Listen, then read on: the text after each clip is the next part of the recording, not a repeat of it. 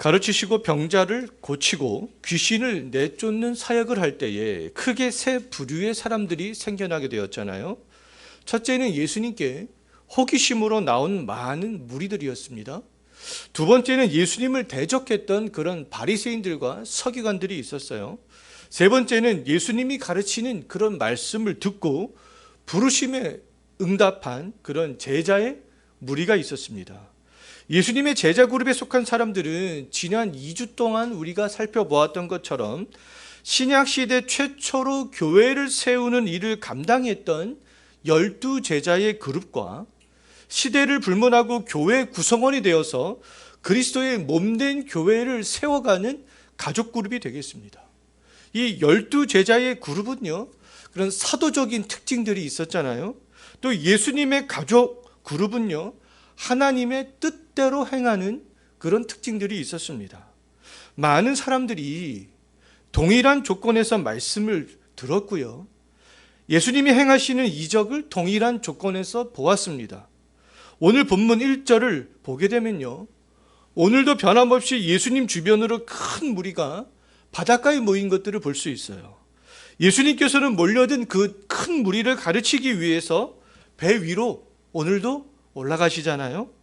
예수님께서는 배 위로 올라가 앉은 이후에 큰 무리가 모여있는 그 육지를 바라보면서 오늘도 변함없이 가르치기 시작합니다. 여느 때와 다름없이 큰 무리는 그 동일한 조건에서 말씀을 다 듣고 있었어요. 세 종류의 그룹, 거기에는 다 있었습니다. 그 세 종류의 그룹이 동일한 조건에서 오늘도 변함없이 말씀을 듣고 있어요. 그럼에도 어떤 사람들은 계속해서 호기심만 보이는 그룹으로 남아 있었고요. 또 어떤 사람들은 계속해서 예수님을 대적하는 그런 그룹으로 남아 있었고요. 또 어떤 사람들은 예수님의 제자 그룹들이 되었습니다. 똑같이 말씀을 듣지만 왜 이와 같이 예수님을 향한 각기 다른 그룹들이 생기게 되는지, 그 이유에 대해서 오늘 본문 말씀에서 이야기를 해주고 있어요. 그 이유가 무엇인가? 그 이유의 가장 큰 이유는요, 11절 한번 보시기 바라겠습니다. 11절 말씀에서 예수님께서 두 그룹을 또 이렇게 나누고 있잖아요. 하나님 나라의 비밀을 너희에게는 주었으나 외인에게는 모든 것을 비유로 하셨다. 이렇게 말씀하고 있습니다. 예수님께서는 여기서 어떤 그룹과 어떤 그룹을 나누고 있습니까? 너희와 외인들을 예수님께서 구분하고 있잖아요. 이 너희에게도 외인에게도 하나님의 나라는 그런데 비밀이라는 겁니다. 비밀이라는 것은 뭐겠습니까? 감추어져 있는 거잖아요. 드러나 있지 않은 것입니다. 이 세상은 누구에게나 다 드러나 있는 나라이지만 하나님의 나라는 그렇지 않다는 거예요. 처음에는 누구에게나 다 감추어 있다는 겁니다. 비밀이라는 거예요. 하나님의 나라는 마치 보자기에 쌓여 있는 것처럼, 우리가 보자기에 쌓여 있으면 그 보자기 안에 어떤 것이 있는지 알지 못하잖아요. 하나님의 나라는 마치 보자기에 쌓여 있는 것처럼 보이는 그러한 나라라는 거예요. 또 우리가 커튼 뒤에 있으면 커튼 뒤에 무엇이 있는지 알지 못하잖아요. 하나님의 나라는 마치 커튼 뒤에 숨어 있는 그런 나라와 같다는 겁니다. 그럼 하나님의 나라는 어떻게 알 수 있어요? 보자기가 풀어져야, 커튼이 열려져야 하나님의 나라는 비로소 알 수 있게 된다는 겁니다. 그런데 문제는 뭐냐 하면 인간의 힘으로는 하나님의 나라를 감추고 있는 보자기를 풀어낼 수 없다는 겁니다. 닫혀있는 그런 커튼을 인간의 능력으로는 열 수가 없다는 거예요. 하나님께서 인간의 힘으로 감추어져 있는 하나님의 나라를 찾을 수 없고 열 수 없고 풀 수 없도록 하나님께서 그렇게 해 놓으셨다는 겁니다. 그렇다면 언제부터 하나님의 나라가 이렇게 감추어진 나라가 되었겠는가? 언제부터 하나님의 나라가 모든 인간들에게 이렇게 비밀스러운 그런 나라가 되었겠습니까? 언제부터냐 하면 아담과 하와가 범죄한 이후에 그들이 에덴 동산에서 쫓겨났을 때부터, 그때부터 하나님의 나라는 감추어진 나라, 비밀스러운 나라가 되었다는 겁니다. 하나님께서는 아담과 하와를 에덴 동산에서 내어 쫓은 이후에 에덴 동산 동쪽에 무엇을 두었어요? 그룹들, 천사들과 두루 빙빙 에덴 동산을 빙빙 도는 불칼을 두었다 그랬습니다. 그래서 이 생명나무의 길을 지키게 했다, 그렇게 창세기 3장 24절에서 말씀을 하고 있는데요. 몇 주 전에도 말씀을 드렸지만 하나님의 나라는 하나님의 통치를 받는 것을 말하잖아요. 하나님의 통치를 받고 순종하고 하나님과 교제하는 것들을 말합니다. 아담과 하와가 에덴 동산에서 그러면 쫓겨난 이후부터 지금까지 하나님의 나라는 감추어진 비밀이라는 거예요. 인간이 원해서 하나님의 나라에 갈 수 없고 알 수 없고, 인간이 원한다고 해서 하나님의 말씀에 순종할 수 없고, 인간이 원한다고 해서 하나님과 친밀한 교제를 할 수 없다는 겁니다. 그 문은 닫혀 있기 때문에 그래요. 인간의 힘으로 열 수 없기 때문에 그렇습니다. 그 어떤 사람이 하나님이 세워놓으신 그런 그룹들과 불칼을 뚫고 하나님과 교제의 장소인 그 에덴 동산으로 들어갈 수 있겠어요? 그 누가 그런 능력을 갖고 있겠습니까? 아무도 알 수 없다는 거예요, 인간들은요. 하나님이 친히 그룹들과 불칼을 거두어 가실 때에만 가능합니다. 하나님은 하나님의 나라를 타락한 인간들이 알 수 없도록 그때부터 그렇게 감춰 놓으셨던 거예요. 사람의 힘으로는 도저히 풀 수 없도록 그렇게 꽁꽁 잠가 놓으셨던 겁니다. 지금까지 인류 역사를 보면 세상을 발전시킨 철학자나 과학자나 수학자 등 정말 똑똑한 사람들이 굉장히 많잖아요. 그런데 아무리 똑똑한 사람이라 할지라도 똑똑한 인간들이 다 모여서 자신들의 가진 지식의 힘을 다 합친다고 하여도, 자신들이 가진 능력을 다 합친다고 하여도 하나님 나라의 비밀만큼은 풀 수 없다는 거예요. 실제로 성경을 보게 되면요, 모든 인간들이 힘을 합쳐서 하나님의 나라에 들어가려는 시도를 실제적으로 한 적이 있어요. 창세기 11장을 보면 알 수 있는데요, 그때 세상의 모든 인간들이 다 신할 평지에 다 집결했습니다. 한 사람도 빠짐없이 신할 평지에 다 모였어요. 그 신할 평지에 모인 인간들은 그 당시에는 언어가 하나밖에 없었습니다. 그것뿐만 아니라 거기에 모인 사람들의 마음은 딱 한 가지밖에 없었어요. 언어가 하나였지요. 마음이 다 하나로 합쳐졌습니다. 그들이 가지고 있었던 모든 경제력 다 한 곳으로, 한 마음으로 집중이 되어져 있었어요. 신할 평지에 모인 사람들은 자기들이 가진 지식과 경제력을 동원하여서 무엇을 쌓았습니까? 바벨탑을 쌓았잖아요. 바벨탑을 그들이 쌓은 이유는 한 가지였어요. 하나님께 나아가기 위해서였습니다. 자기들의 힘으로 하나님이 감추어 놓은 하나님의 비밀을 뚫어보려고 했던 것이죠. 하지만 신할 평지에 모인 인간들은 어떻게 되었어요? 실패했잖아요. 인간이 강하고 정말 똑똑한 것 같지만 지난주에 살펴봤듯이 사탄의 세력조차 넘을 수 없는 나약한 존재이잖아요. 하나님 나라의 비밀을 알지 못한 채 많은 사람들이 지금도 여전히 사탄의 세력에 결박당해 있습니다. 결박당해 있는 그 사람이 스스로 그 결박을 풀 수가 없잖아요.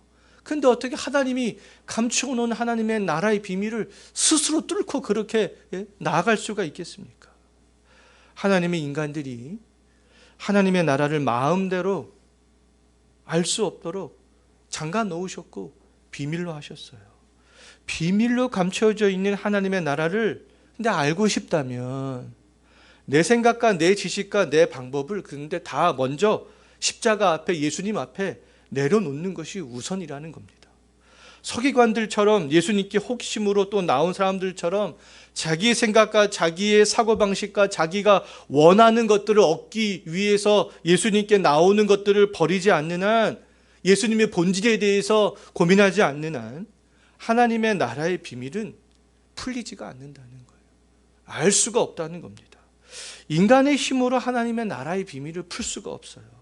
하나님의 나라의 비밀을 풀 수 있는 분은 오직 누구밖에 없어요? 하나님 한 분밖에 없습니다. 우리가 그것들을 기억해야 되는 것이죠.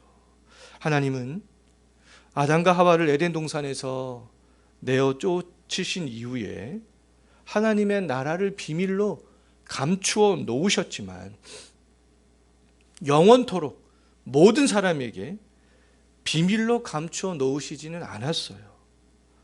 구약시대에는 이스라엘 백성들에게 하나님 나라의 비밀을 하나님께서 열어놓으셨잖아요. 그래서 그들이 하나님의 나라에 대해서 점점 더 많이 알아갈 수 있도록 그렇게 하셨습니다. 신약시대에는 어떤 사람들에게 하나님 나라의 비밀을 열어놓으셨는가?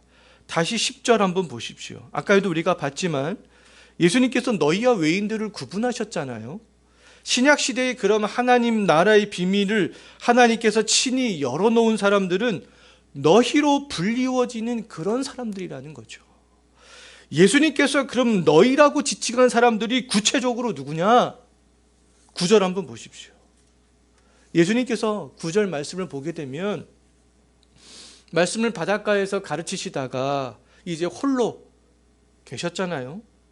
예수님께서 홀로 계실 때에 함께한 사람들이 있었습니다.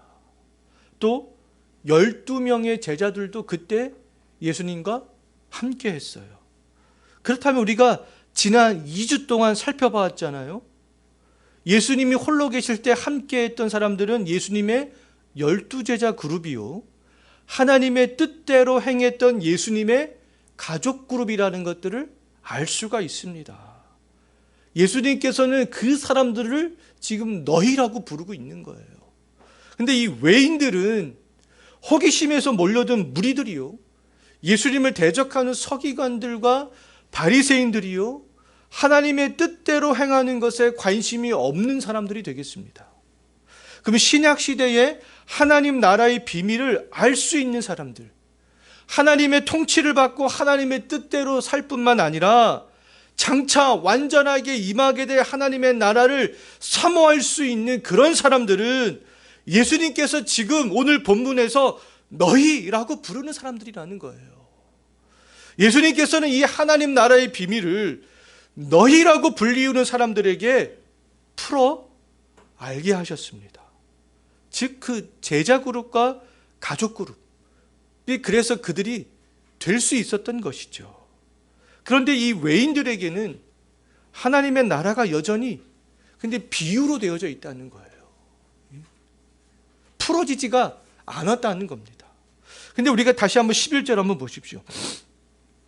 11절을 보게 되면 이 외인들에게만 예수님께서 하나님 나라를 비유로 가르친 것처럼 그렇게 보이지만 근데 실상은 그렇지 않습니다.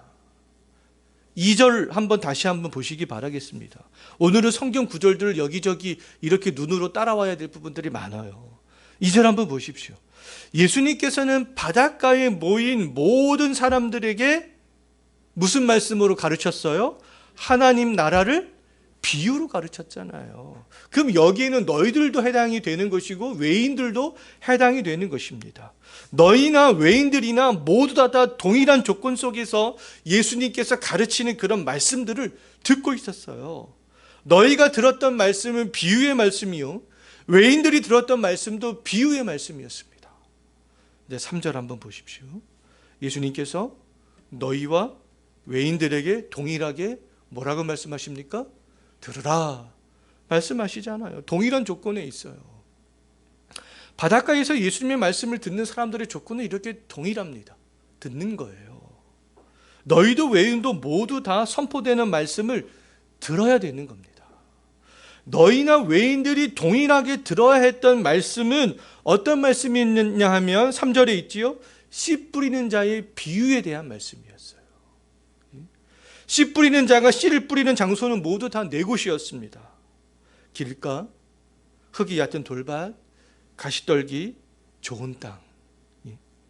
이 비유의 말씀들을 모든 사람들이 다 들었던 것이죠. 예수님께서 바닷가에 모인 사람들에게 씨 뿌리는 자의 비유를 말씀하신 이후에 또 어떤 말씀을 하셨는가? 9절을 한번 보시기 바라보겠습니다. 9절에서 어떻게 말씀하고 있습니까? 들을 귀 있는 자는 들으라, 이렇게 말씀하시잖아요.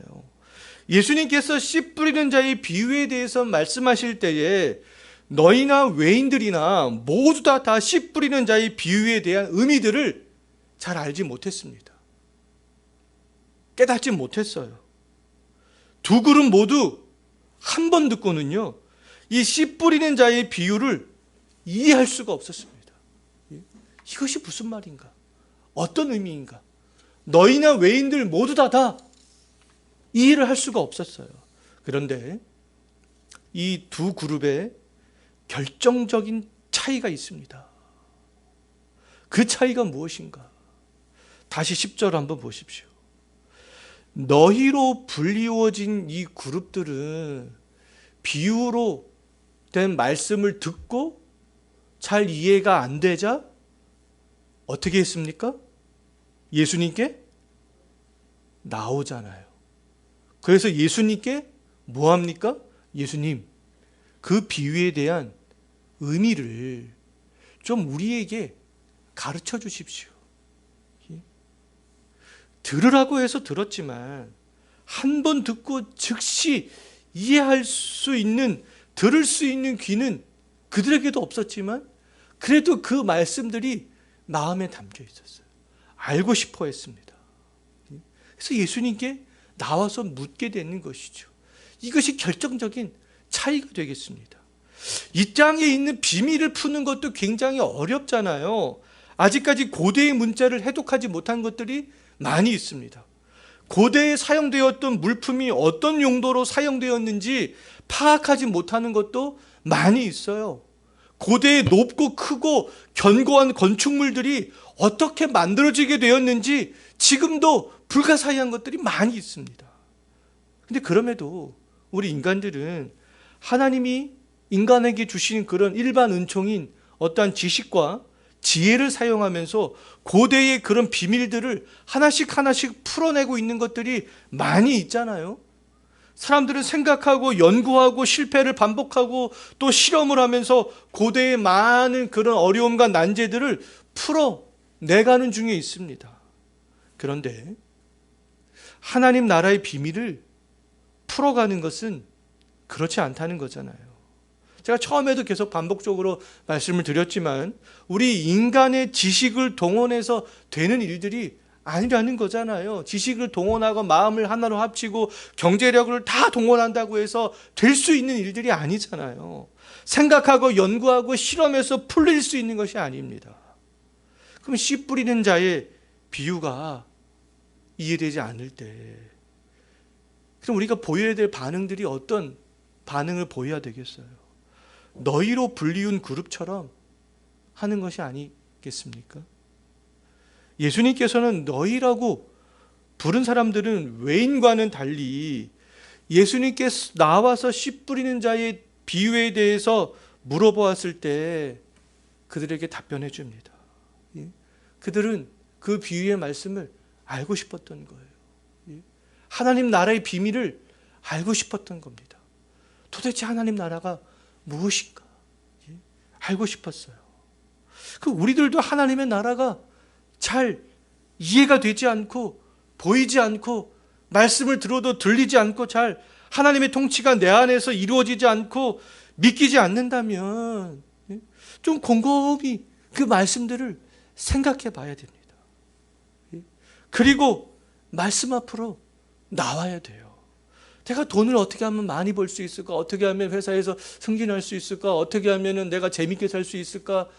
그런 것만 마음에 담지 말고 우리 귓가에 들려오는 그런 말씀들, 그런 말씀들이 정말 그런가? 마음에 좀 우리가 담아야 될 필요가 있다는 거예요. 그리고 말씀 앞으로 그 문제를 해결하기 위해서 나와야 될 필요가 있다는 것이죠. 예수님이 이렇게 제자들처럼 예수님의 가족된 사람들처럼 또 묻고 또 물어야 될 필요성이 있습니다. 왜냐하면 하나님의 나라의 비밀은요, 예수 그리스도의 말씀을 통해서 풀리기 때문에 그렇습니다. 하나님의 에덴 동산 동쪽에 두신 그룹들과 불칼을 제거할 수 있는 분은 예수님밖에 없어요. 귓가에 들리는 말씀을 믿기 위해서, 그 의미를 우리가 알기 위해서 예수님께 적극적으로 나오는 사람들이 하나님 나라의 비밀을 알 수 있는 사람들이에요. 우리가 하나님의 나라는 이 말씀을 통하여서 점점점 더 많이 알아갈 수 있습니다. 말씀을 통하여서 우리의 신앙이 깊어지면 깊어질수록 하나님의 나라는 우리의 마음 가운데서 더욱더 깊어지고 더욱더 넓어질 수 있어요. 말씀을 들었지만 예수님에게 관심을 갖지 않고 그 의미를 알려고 하지 않고 믿으려고 하지 않고 또 계속해서 세상에 있는 것만 마음에 담아두려고 한다면 외인으로 남아있을 수밖에 없습니다. 외인에게는요, 결단코 하나님 나라의 비밀이 풀리지 않아요. 이해할 수 없는 그런 비유로 그들은 계속해서 하나님의 말씀이 남아있을 수밖에 없습니다. 외인들의 특징은 한마디로 말씀을 듣지만 말씀에는 관심을 보이지 않는 것이죠. 진정한 하나님 나라를 알아가는 그 말씀에는 관심을 보이지 않는다는 거예요. 왜 말씀에 관심을 보이지 않는 것이겠어요? 예수님께서 이적을 행하는 것을 보러 나오는 것은 재밌는데 그 사람들에게는 말씀은 재미없기 때문에 그렇습니다. 예수님을 대적하기 위해서 나온 사람들은 말씀들이 자기들의 귀에 거슬리잖아요. 그래서 예수님과 대적하고 싸우는 것은 재미있는데 그 말씀을 듣는 것은 재미가 없는 것이죠.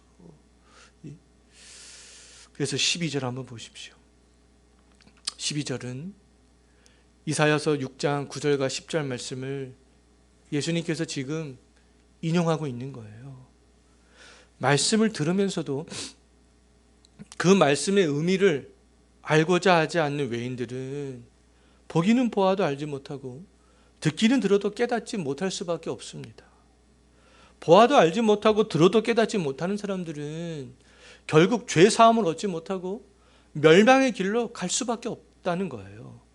심판주 하나님에 대한 말씀과 구원자 예수 그리스도에 대한 말씀과 예수 그리스도 안에서 구원하시는 성령에 대한 말씀과 심판에 대한 말씀을 들어도 그 말씀에 흥미를 갖지 못하고 말씀의 의미를 알려고 하지 않는 사람들은 결국에는 심판받을 수밖에 없는 것이죠. 심판의 책임은 말씀이 귓가에 들려옴에도 불구하고 그 말씀에 관심을 전혀 보이지 않는 외인들에게 있다는 거예요. 이스라엘 백성들은 이사야를 통하여서 하나님이 행하시는 많은 것들을 지금 바닷가에 모였던 많은 무리들처럼 봤습니다. 이사야가 증거하는 심판에 대한 말씀도 들었고요. 회개하고 돌이키라는 말씀도 바닷가에 모였던 많은 무리들처럼 다 들었어요.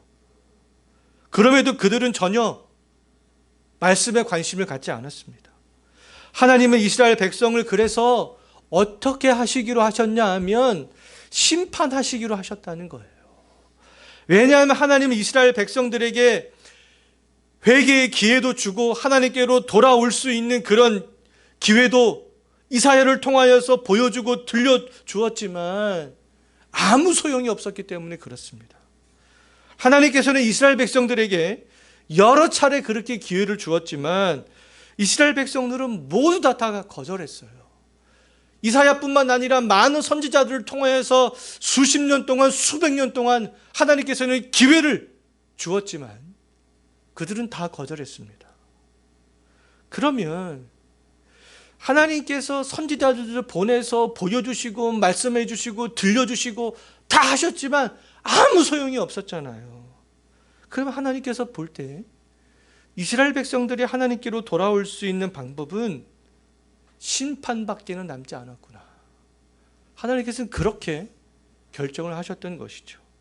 하나님은 이스라엘 백성들이 너무나 그 마음이 완악하기 때문에 심판을 통해서 극심한 고난을 겪도록 하실 수밖에 없었습니다. 왜요? 그 심판과 고난을 통하여서만이 그 완악한 마음들이 무너지고 하나님께로 다시 돌아올 수 있기 때문에 하나님께서는 그렇게 하셨던 것이죠. 그래서 하나님은 결국에는 이스라엘 백성들의 눈과 귀를 다 닫아버리셨던 것입니다. 보아도 보지 못하고 들어도 너희들은 듣지 못하게 됐다. 하나님께서 그렇게 수차례 경고, 수십 년, 수백 년 경고하셨지만 듣지 않기 때문에 하나님께서는 보아도 보지 못하고 들어도 듣지 못하게 하셨던 것이죠. 예수님께서 이렇게 이사야의 말씀을 오늘 본문에서 인용을 하고 있는 것은요, 말씀을 듣는 사람들에게 지금 경고하고 있는 거예요.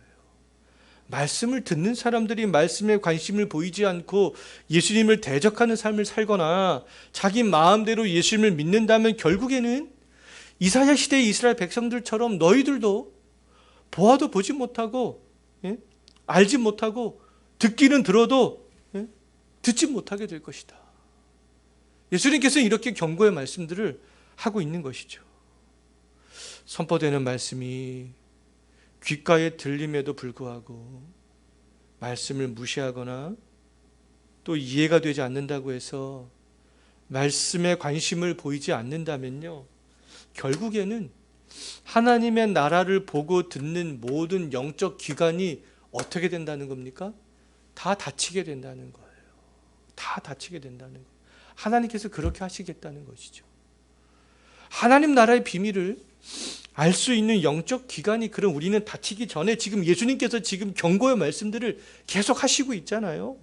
영적 기관이 닫히기 전에 하나님 나라에 대해서, 그 말씀에 대해서 관심을 가져야 된다는 것이죠. 말씀이 들릴 때 이해가 안 되고 말씀이 믿기지 않는다 해도 예수님께서 너희라고 부른 사람들처럼 계속적으로 예수님 앞에 나와야 되는 거예요. 물어봐야 되는 겁니다. 예? 또 가정에서도 자녀들에게 지속적으로 말씀을 가르쳐야 되는 거예요. 말씀에 대해서 재미없어 하는 것은 우리의 본성입니다. 예? 그런데 계속 말씀을 선포하고 가르치고 하다 보면 말씀에 관심이 조금씩 가게 되고요. 궁금증이 생기게 되고요. 그럼 또 물어보게 되어져 있어요. 그러면 말씀을 통해서 하나님의 나라가 우리에게 임하게 되고요. 그 하나님의 나라에 대한 비밀이 조금씩 더욱더 확장되어서 열리게 된다는 것이죠. 닫혀있던 영적 기관들이 활짝 열리게 되는 것입니다.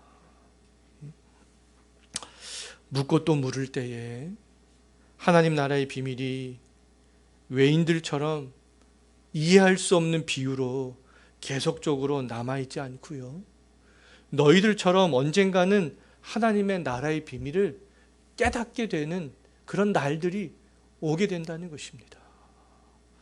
예수님께서는 너희라고 불리운 사람들이 예수님께 나와 씨 뿌리는 자에 대한 비유를 설명해 달라라고 그렇게 예수님께 부탁했을 때 예수님께서는 친절하게 씨 뿌리는 자의 비유에 대한 의미를 설명해 주시는 것들을 오늘 본문에서 볼 수 있습니다. 씨 뿌리는 자가, 뿌린 씨가 그럼 무엇이냐? 14절 한번 보십시오. 씨 뿌린 자가 뿌린 씨가 무엇이라고 말씀하고 있어요? 말씀을 뿌렸다. 말씀을. 예수님께서는 그러면 너희에게나 외인에게나 동일하게 들으라라고 말씀을 하셨고요, 들을 귀 있는 자는 들으라고 하시면서 무엇을 뿌린 거예요? 말씀을 그들에게, 너희나 외인들에게 다 뿌린 것입니다. 씨 뿌리는 자가 뿌린 씨는 4가지 땅에 뿌려지게 되는 것이죠. 처음 새 땅에 뿌려진 씨는요, 외인들의 특징들을 보여주는 것입니다. 그리고 마지막 땅에 뿌려진 씨는요, 천국의 비밀을 깨닫게 된 너희들의 특징들을 보여주는 거예요. 첫 번째로 4절 한번 보십시오. 씨 뿌리는 자가 말씀의 씨를 뿌리는데 말씀이 길가에 떨어지잖아요. 씨가 길가에 떨어지자 새들이 길가에 떨어진 씨를 발견하고 그 씨를 먹어버렸습니다. 말씀을 먹어버린 거죠. 15절 보십시오. 이 15절은 4절에 대한 예수님께서 해석해주는 말씀이 되겠어요. 제자 그룹이 나와서 예수님께 씨 뿌리는 자의 비유에 대해서 물었잖아요. 15절에서 예수님께서 그것에 대한 해석을 해주고 있는 거예요.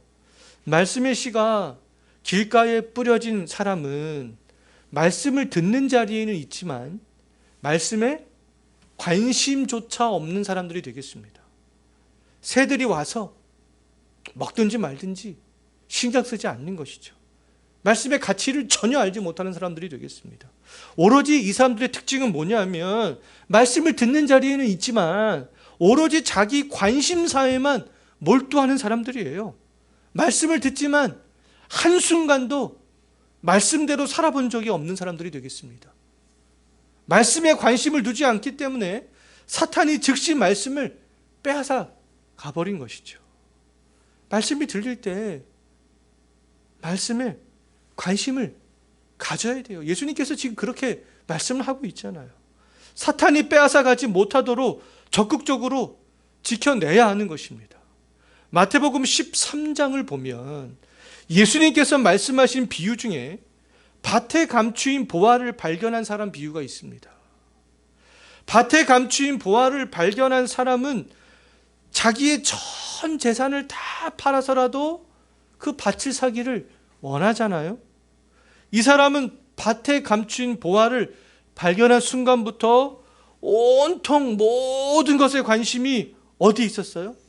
밭에 감추인 보화에 있었습니다. 그것만 생각했어요. 그것만 집중했습니다. 예? 어떻게 하면 내가 그 밭을 살 수 있을까? 예? 온통 관심이 거기에만 있었잖아요. 말씀을 들을 때 내가 들은 말씀을 사탄이 빼앗아 가지 못하도록 말씀에만 오롯이 이렇게 집중하는 그런 자세가 필요하다는 겁니다. 말씀을 움켜잡고 말씀에 귀를 기울이고 말씀대로 살고자 한다면 사탄이라 할지라도 절대로 말씀을 빼앗아 갈 수 없다는 것이죠. 두 번째로 5절 한번 보십시오.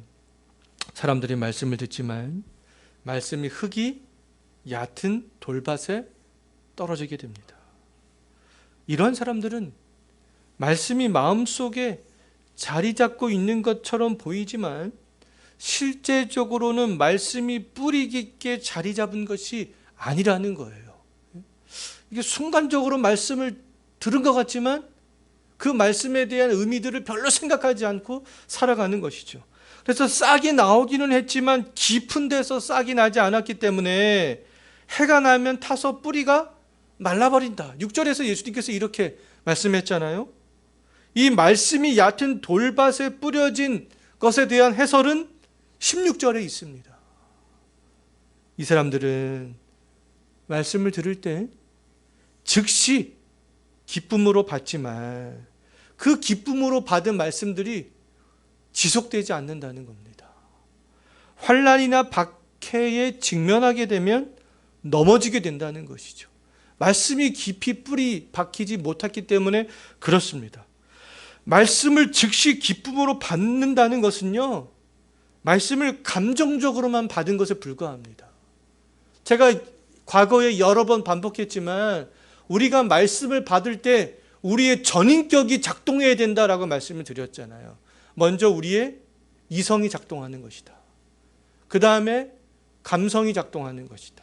그 다음에 우리 의지가 작동하는 것이다. 그런데 말씀을 즉시 기쁨으로 받은 사람들은 예수님께서 하나님이구나, 하나님의 비밀을 우리가 깨달아 나가는구나, 이런 것에 이성적으로 먼저 그것들을 말씀을 믿지 않았습니다. 그냥 그 말씀을 듣고 감정적으로 좋았던 거예요. 어떻게 하면 내 마음과 내 환경과 똑같이 그렇게 말씀할 수 있을까? 예? 감정적인 그냥 카타르시스만 받았던 것이죠. 하나님 나라의 비밀을 깨달았기 때문에 그들은 기뻐했던 것이 아니에요. 감정적으로 우리가 기뻐할 수 있는 말들은 교회가 아닌 곳에서도 얼마든지 들을 수 있잖아요. 사람들을 울고 웃기는 유명한 강연자들 굉장히 세상에 많습니다. 그들을 통해서도 우리가 즉시 기쁨이 생길 수 있어요. 근데 하나님의 나라의 비밀은, 말씀을 듣는 것은 그런 것과는 다르다는 것이죠. 이러한 사람들은 삶이 평안할 때는 말씀대로 그냥 사는 것처럼 보이지만, 삶의 환경이 이제 변하게 되면 신앙을 가장 먼저 버린다는 것입니다. 환난이나 박해 때에 하나님의 뜻에 순종하는 것보다 세상의 뜻에 순종하고자 하는 것은요, 하나님 나라의 비밀을 아직 완전히 깨닫지 못한 사람들의 특징이 되겠습니다. 신앙의 위대한 선조들은 환난이나 박해가 왔을 때 신앙을 버린 것이 아니라 자기 그냥 목숨을 기꺼이 버렸잖아요. 그들이 그렇게 할 수 있었던 것은 하나님 나라의 비밀, 하나님 나라의 가치를 깨달았기 때문에 그들은 그렇게 할 수 있었던 것이었죠. 자, 세 번째로 7절 한번 보시기 바라겠습니다. 이번에는 가시떨기에 말씀의 씨가 뿌려진 사람들이 있는데요, 이런 사람들은 가시가 너무 많이 나서 말씀의 결실을 맺지 못하고 있는 사람들이잖아요. 말씀이 가시떨기에 뿌려진 비유에 대한 해설은요, 18절과 19절에 있습니다. 말씀이 가시떨기에 뿌려진 사람은 평상시에는 말씀대로 사는 것처럼 보이고 말씀의 결실을 조금 어느 정도 맺는 것처럼 그렇게 보입니다. 뭐 교회 와서 이것저것 봉사도 많이 하고 뭐 이것저것 뭐 직분의 일도 맡기도 하고 뭐 결실을 맺는 것처럼 그렇게 보이기도 해요. 하지만 이 사람들의 특징은 뭐라는 거예요? 어떤 세상의 염려, 어떠한 재물의 유혹, 기타 세상의 많은 욕심들이 말씀을 막아서 이 말씀의 결실을 맺지 못하게 되는 것이죠. 어떠한 이 내 마음에서 올라오는 것들 때문에 재물의 욕심이 올라오잖아요. 세상의 염려가 올라옵니다. 아까 흙이 얕은 돌밭에 부러진 사람들은 외부적 요인이었잖아요. 어떠한 박해, 환난. 근데 가시떨기에 뿌려진 사람은 내 안에서 올라오는 것. 이것 때문에 결실을 맺지 못하는 것이죠. 이러한 사람들의 손에는 근데 항상 양팔저울이 들려있다는 겁니다. 한쪽에는 말씀을, 다른 한쪽에는 세상의 염려와 재물과 욕심을 올려놔요. 그래서 어느 쪽이 더 가치가 있는 것이냐, 어느 쪽이 내려가느냐, 그거에 따라서 재빠르게 생각을 바꾸고 행동을 바꾸는 사람들이 되겠습니다. 말씀 쪽이 내려가면 신앙 안에 있는 것처럼 또 교회 안에 와서 또 열심히 뭐 하고 뭣도 하고 이렇게 하지만, 어떠한 세상의 재물과 세상의 어떠한 욕심과 염려가 가득하게 되면 신앙을 그냥 버려버리는 것이죠. 대표적인 사람이 한때 바울의 동역자였던 데마가 되겠습니다. 데마는 한때 바울과 또 누가와 함께 열심히 사역했던 그런 사역의 동역자였어요. 바울의 동역자였던 데마는 그런데 세상을 사랑하여 바울을 버리고 떠나갔습니다. 디모데후서 4장 10절에 보면 그렇게 말씀하고 있어요. 데마는 바울과 누가와 함께 사역을 하면서 손에 무엇을 들고 다녔던 거예요? 양팔저울을 들고 다녔던 것이죠. 양팔저울을 들고 있던 데마는 세상을 사랑하는 마음을 이기지 못했던 것입니다. 재물의 유혹. 데마는 세상을 사랑하여서 떠난 이후부터 결실을 맺지 못하게 되는 것이죠. 내가 옛날에 교회 생활 좀 열심히 해봤는데 지금은 세상에 있는, 그렇게 말하면서 세상에 있는 사람들 많이 있잖아요. 다 데마와 같은 사람들의 가능성이 많습니다. 근데 그럼에도 불구하고 우리는 또 단정할 수는 없어요. 그들이 또 언제 돌아올 수도 있기 때문에 그렇습니다. 유일하게 말씀의 결실을 맺는 사람들이 있는데요, 그 사람들이 누구인가?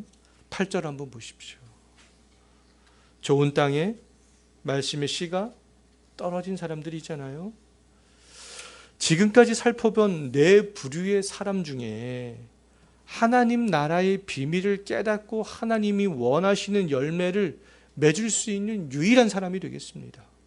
오직 좋은 땅에 말씀이 떨어진 사람만이 하나님이 원하시는 하나님 나라의 결실을 30배, 60배, 100배의 결실을 맺게 된다는 것이죠. 길가나 흙이 얕은 돌밭이나 가시떨기에 말씀이 뿌려진 사람들은 모두 하나님 나라의 비밀을 깨닫지 못하는 외인들이죠. 외인들. 하나님 나라의 비밀을 깨닫지 못하는 외인들은 하나님이 원하시는 하나님의 나라의 결실을 맺을 수 없는 그런 사람들이 되겠습니다. 맺는 것처럼 보이지만 실제적으로는 맺지 못하고 있다는 거예요. 오직 좋은 땅에 말씀이 뿌려진 사람만이 결실을 맺을 수 있다는 겁니다. 내가 원하는 결실이 아니라 하나님이 원하시는 결실이 되는 것이죠. 그 이유는 이 사람들만이 하나님 나라의 비밀을 깨달았기 때문에 그렇습니다. 하나님의 통치를 받는 것이 세상 권력자의 통치를 받는 것보다, 또 재물의 통치를 받는 것보다 가치 있다는 것을 알았기 때문이죠. 말씀이 좋은 땅에 뿌려져서 하나님 나라의 비밀을 깨닫고 또 많은 결실을 맺는 데 사람들이라 할지라도 나의 마음의 상태에 따라, 나의 어떠한 신앙의 지금 현재 상태에 따라서, 하나님이 나에게 주신 달란트에 따라서 결실의 양은요 30배, 60배, 100배 그 결실의 양은 달라질 수 있다는 겁니다. 근데 하나님께서 중요하게 보는 것은 결실을 맺는 것 자체를 중요하게 보는 것이지요, 결실을 맺은 양이 아니라는 것입니다. 양이. 마태복음 20장을 보게 되면 포도원 품꾼 비유가 있는데요, 하나님은 9시에 포도원에 일하러 들어간 사람이나 12시나 3시나 심지어 5시에 포도원에 들어가서 일한 사람이나 똑같이 대우하는 것들을 볼 수 있어요. 9시에 포도원에 들어가서 일한 사람이 5시에 포도원에 들어간 사람보다 더 많은 일을 했잖아요. 그럼 더 많은 결실들을 맺잖아요. 근데 하나님께서는 똑같이 칭찬하셨습니다. 5달란트를 받은 사람이 10달란트를 남기고 2달란트를 받은 사람이 4달란트를 남겼지만 예수님께서는 동일하게 충성된 종이다 라고 그렇게 일컬어 주셨어요. 결실의 어떠한 양을 비교하는 것은 인간들이 하는 일들이지 하나님이 하시는 일은 아니라는 것이죠. 하나님 나라의 비밀을 깨달은 사람이 할 일들은요, 그럼 집중해야 될 것은 뭐냐 하면 결실의 어떠한 양이 아니라 결실을 맺는 것 자체라는 겁니다. 결실을 맺는 것 자체. 우리가 집중해야 되는 것은 그거라는 거예요. 자, 오늘 이 본문 말씀을 마가복음 4장 1절부터 20절까지 말씀을 증거했는데요, 말씀을 정리하고 한번 좀 마치려고 합니다. 하나님의 나라는 감추어져 있는 비밀이죠. 인간의 힘으로 하나님의 나라의 비밀을 열 수가 없어요. 하나님께서 친히 열어주셔야 된다는 거예요. 하나님께서는 그런데 말씀을 통하여서 하나님 나라의 비밀을 열어주신다는 겁니다. 하나님, 그러면 말씀이 우리의 귓가에 들릴 때 우리가 해야 되는 일들은 그 말씀이 처음에 재미없고 좀 말씀이 이해가 되지 않고 믿기지 않는다 할지라도 예수님께서 너희라고 지칭한 사람들처럼 좀 말씀 앞에 좀 겸손히 나와서 그 말씀의 의미가 무엇인가 물어봐야 된다는 거예요. 말씀을 통해서 하나님 나라를 경험하게 되면 강력한 말씀의 능력이 우리의 심령에서 흘러 넘쳐서 하나님 나라에 합당한 백성으로 결실을 맺게 될 수 있게 된다는 것이죠. 결실을 맺을 때 기억해야 될 것은 뭐라 그랬습니까? 다른 사람과 결실의 양을 비교하지 않는 거예요. 그리고 결실을 맺기 위해서 우리가 인내하는 삶을 살아야 될 뿐만 아니라 또 우리는 더 많은 결실을 맺을 수 있도록 말씀에 사로잡혀야 되겠습니다. 정말 이런 삶들을 이번 한 주간도 온전히 살아갈 수 있으시기 바라겠습니다.